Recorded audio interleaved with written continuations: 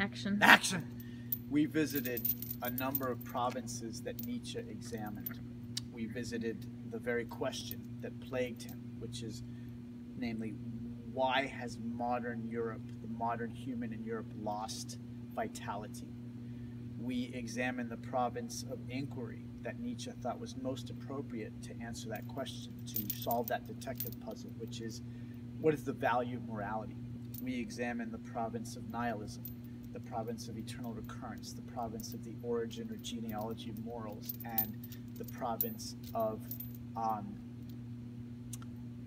existentialism in general that Nietzsche was traveling through, where Nietzsche will take his inquiry in the end, grandly and spectacularly, is to the concept of the Superman, the Übermensch, and it is wonderfully represented in Also sprach Zarathustra, which is toward the very end of Nietzsche's body of work in his life.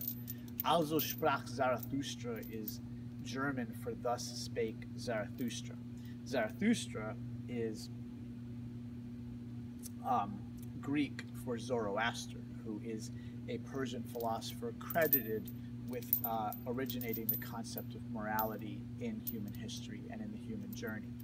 And Also sprach Zarathustra is kind of a comedy or a farce. It's more more poetry than it is prose, and it's symphonic. I mean, Nietzsche's just going nuts, having a good old time writing this. But what he proffers in this work is the concept of the Superman. And some cliff notes on that, and it's certainly my interpretation and not much else, is that modern humans have lost their vitality because of modernity and because of a flawed moral structure that is inauthentic. And perhaps in yesteryear there was no concept of morality, and there were strong kind of fantastic beings, and then there were beasts before that. But if we spring forward, Nietzsche has us spring forward and imagine the next being that's going to walk the earth, and he calls this the Superman. And you can feel that Darwin is influencing Nietzsche's philosophy.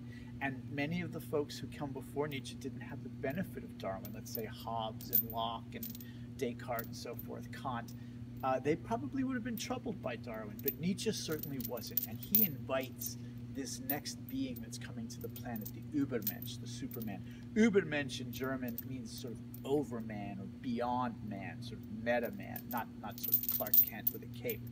And what the Superman represents for Nietzsche is a fantastic being who has undertaken every morning the most important task, the only task, the task of self-conquest.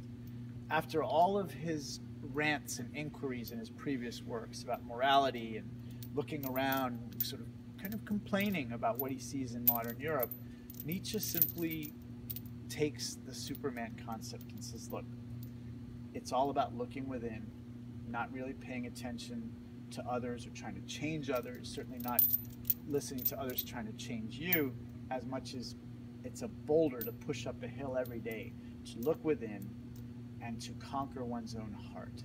And on the other side of that is a tremendous empowerment and a tremendous way to walk the earth. And it's a humble, quiet journey. There's no one to go teach. There's no disciples to bring along. There's no books to write. It's very quiet. And Nietzsche, he lived half the year in the Alps because he had a very delicate constitution. He was a very ill man. He spent the half the year up in the Alps and the other half down in Turin in Italy. And walking these high Alps, he only wrote and came up with his thoughts on his walks. And he had these tremendous vistas and views with the Alps, walking high. And this was his discovery, his illumination. And he's in good company. All of the greats, whether it's Aristotle, Socrates, Plato, Lao Tzu, Confucius, Basho, Buddha, Jesus, Muhammad, Kant, all of the fantastic greats seem to concur, Michelangelo, Leonardo, that the only real conquest is the conquest of one's own heart. My wife teaches me fantastic things every day with her golden hair, her sculpted body, and her jewels, these blue eyes that she has. And she takes me there every day. She is 10,000 times what Nietzsche is, and wait till you hear her and see her. Desmond gazes at me and won't tell me the secrets, but he knows all of them. And so I gotta go feed Desmond.